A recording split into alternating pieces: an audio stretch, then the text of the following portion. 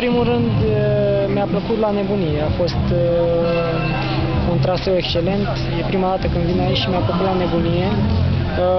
Traseul, într-adevăr, a avut câteva dificultăți, că sus, la traseul lung, a fost mult noroi.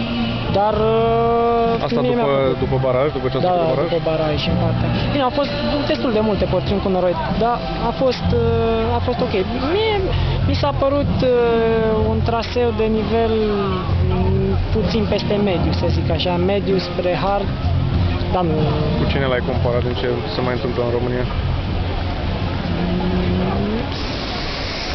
Nu știu, nu-mi vine acum un traseu dintre ăsta așa, dar a fost într-adevăr, e unul dintre cele mai dificile trasee. Și cum de-ai câștigat? Cu cine te-ai bătut pe traseu mai de aproape? Păi, ce să zic, m-am simțit foarte bine și de la kilometru 30 am rămas singur. Și mai departe am venit singur cam 3 sferturi din traseu, aproape, mai mult de jumătate.